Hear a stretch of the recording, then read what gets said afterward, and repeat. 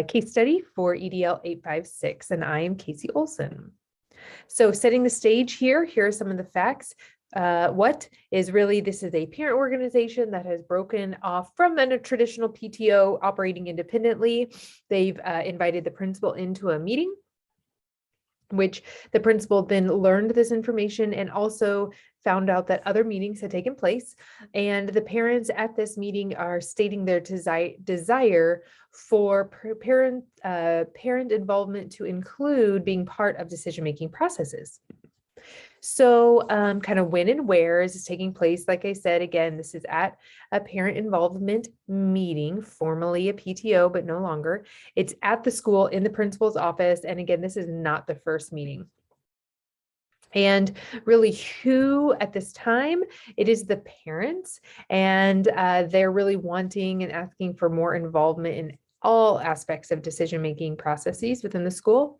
And it is the principal is the other stakeholder right now that's involved, and they're being told this information for the first time, and it really paused and is searching for a response where the case study ended. So let's kind of look at this through the lens of law versus ethics. Legally, no laws have been broken. Now, for foreshadowing or forward thinking, if the principal were to allow parents in all decision-making processes, then there might be some student confidentiality laws that would need to be taken into account. Ethically, to better understand the ethics behind this, a question that I'm holding is what might be some reasons why parents want to be an independent organization. So were there some ethical dilemmas with being part of a PTO, or were there some other decisions that went into that? So that could be a question. Another question that I'm holding is what might be motivating parents to want to be involved in decision making. So the root of that can come from all different sources. And so that could lead to an ethical dilemma. And there's some assumptions that it could be, and some assumptions that not at all. And so again, I'd want to explore that. And finally, what might be some reasons the principal is hesitant? I think that's another ethical dilemma. Knowing the root of the hesitation there might uncover some ethical issues and concerns that need to be brought to light, but maybe not. It's just assumptions at this point. So as we kind of synthesize what's taken place, I would say that stakeholders value parent involvement, all stakeholders, principal, parents. So stakeholders value parent involvement and are actively working to define the guardrails of what that looks like in decision making. So those guardrails right now are unclear, and everyone has their own beliefs about what those should be, and they're just starting that process. Okay, so let's take a little bit deeper look into who is known about the people involved. So again, we have the parents that are represented on the team. We also know that a lawyer is leading the team. He's a parent, but he also holds the identity as a lawyer. Principal is present. There's a lot of unknowns. So for example, we don't know which parents are not represented on this team. So they're speaking for the voice of parents. Is this all parents? Who's not being represented as a parent? And it didn't say anything about any community partners. And then it didn't also mention additional staff members. At this point, the principal is the only one involved. The place, we know that it's taking place in the school building, in the principal's office. There's a lot of unknowns about the school. We don't know any demographics, the location, the size of the school, the size of the district. Is this the only school in the district? Are there multiple schools in this district? And the community as well, because that could come into play in terms of parent involvement as well. As for programs, what we know is that there is a parent organization. It was formerly the PTO, but not anymore, acting independently. And it is governed by a school board, because they mentioned a school board in the case study. And this is an entire school issue, not just a subset of the school. Unknown, it didn't really explicitly mention private versus public since it's operated by a board. My assumption was it was public, but again, it wasn't given us that information. I don't know what school level, if this is elementary, middle, or high. And there really wasn't any clarity about what the parents wanted influence over. So was it specific programs or was it the school in general? That still was a little vague to me. Okay, so now with all that information, I'm going to quickly review it, and that'll help me prioritize how I would make my decision as the principal. So I would ask myself, could the conflict, the situation, or the decision be damaging to stakeholders or to the community? Yes. And here's a couple of things that came to mind when I thought about that idea of damaging. That balance of power. Again, it sounds good in theory, and there are definitely situations where it's appropriate. Here, I'm not sure, knowing where, if that balance of power should be exactly even. So yes, balance, but what that looks like, there could be implications for that for other stakeholders, other families that are not involved, other community members as well. Personal agendas is, I think, the root that's coming to my thinking around that. So it's hard to make decisions when there's a balance of power, but also what are the specific agendas that are leading people to making their decisions? And the more people you get involved in that, the trickier and more complex it becomes. This is also an issue on trust. So no matter where the decision falls, it's going to either make or break trust. And so the goal would be to build trust through this process, but that's going to be another factor that'll have to come into consideration. What individuals and groups have an important stake in the outcome? So definitely students, I'd say, are primary. That's what the decisions are being made towards.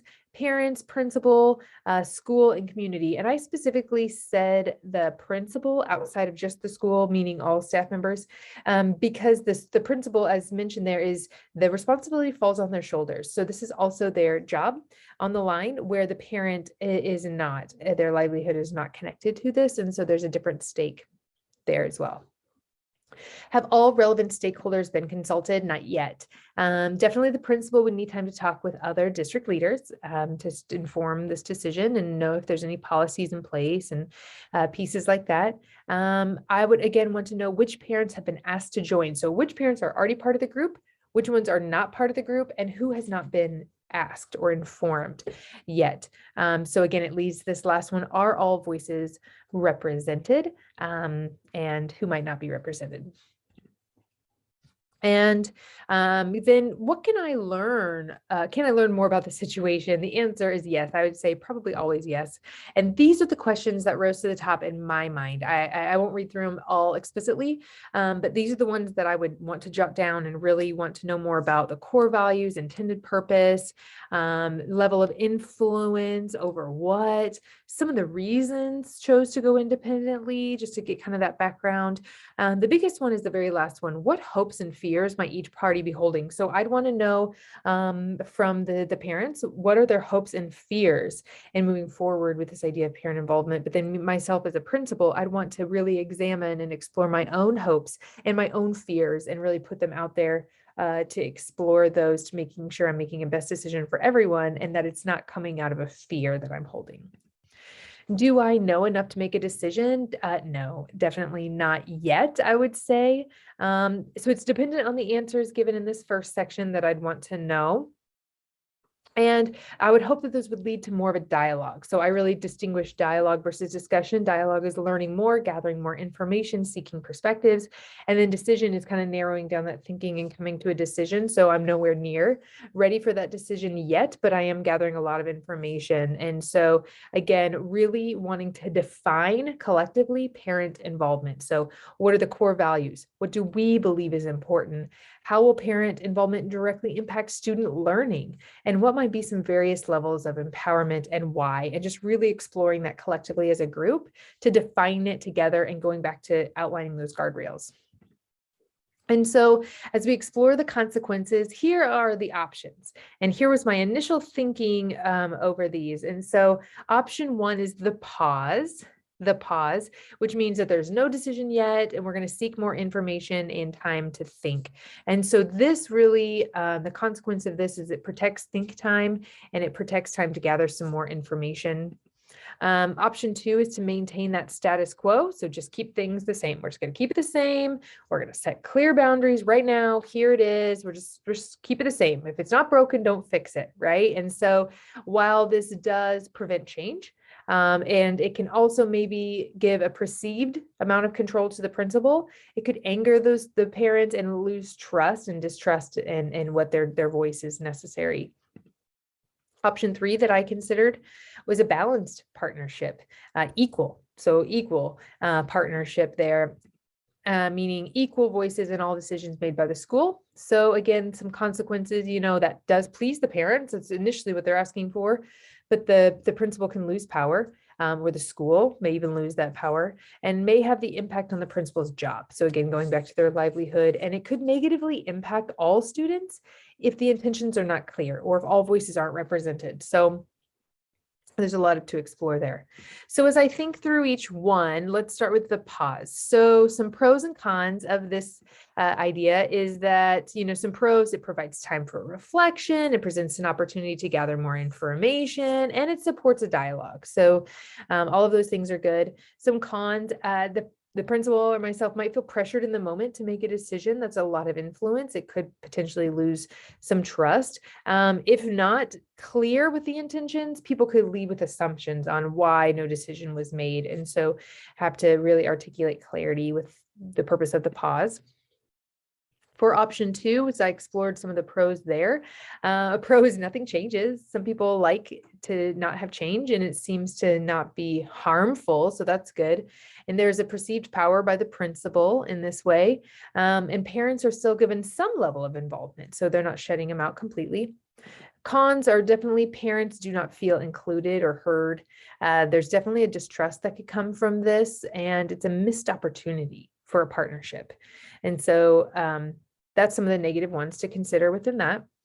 Balanced partnership option 3. So some pros here is that there's a perceived balance of power, there's equal say, and parents can influence their child's education. Okay. Some cons within that is that there's this unintentional harm to other families. So again, if I'm coming at it with one view, I may think it's good for all, but I might not have a high enough perspective to know what is truly good for all students and all families. So again, a limited view of all needs, those go together. And then again, the principal's job is at stake, and you're giving that up and that responsibility to many parties, and that can be hard to take back if necessary. And so the $1 million question comes in, what will I decide? And so as I was thinking all of these and weighing those options, for me, I would proceed as the principal in the immediate right there. If I was in that meeting, I would proceed with the pause initially, option 1. And the reason of that being is that I need more time to think. Obviously, I've generated some questions just at first blush that I would want time to really unpack and learn more about what they're wanting. And I'd hope the same from my perspective, so we can build trust through this process, through dialogue that leads us to a decision that everyone can agree to support. It might not be everyone's first choice, but we can all agree to support. And there's going to be some clear processes and communications established as we go. So as I then kind of comb this all out, again, choosing my path. During that pause, I would seek to understand, asking all those questions, and time to engage in further dialogue before that decision is made. I think that there's very little harm that can happen in doing this, and very much harm, a lot of harm that can take place if not. So again, pros and cons. I just kind of mentioned a few, but I must remain open, something I want to pay attention to in myself when asking questions, so that way parents don't feel interrogated. So really seeking to understand and be heard and not to judge. Some will appreciate the think time, others will feel frustrated, and some may draw some assumptions on why we're not just moving forward with a quick and easy decision. Who else might need to know? I would say everyone. I think there needs to be, with this, clear lines of communication, a lot of transparency, and important moving forward. Additional support. I definitely like to get other staff members, so it's not just my voice on there and my perspective, to get a diverse perspective. I'd also want to pull a district leader into this decision to use as necessary to preserve a relationship I have with parents if needed. Warn, don't threaten. I would say that that is not even needed. There's no warning or threatening happening here at this point, but I do believe that voice matters. And so I would want to take a credible approach, approachable when asking the questions, but credible when making that final decision, that student learning needs will remain present and central in this decision. And if when conflict does arise, because this is definitely one that's going to have a lot of opinions, that we keep it cognitive and not go emotional with that conflict. So we can learn from it, not avoid it, just learn from it. And if that happens, what's my plan B, right? So I would really want to pull in some professional learning around parent engagement. So switching from involvement to engagement. So language change there and the effect size. Levels of empowerment. So knowing what levels and where do people fall. So voice is all different levels, full decision making to just learning and influencing, all in between. So I'd want to do some learning around that and kind of establish those. I'd want to physically draw out with everyone and collectively build this clear communication feedback loop and decision-making processes that include the parents. So when we get to that point where we are establishing guardrails, we'd want to make it very transparent and have a third point reference physically in the room. And so, that's kind of where I would move forward with this. I think this would be a good plan. I feel confident about this plan as a leader. I think that the ultimate goal is that student needs are going to be met. Parents' voices are heard. There's an opportunity to be represented. And through it, as establishing these guardrails, we can build trust through it. So I think it will end up being a win-win-win.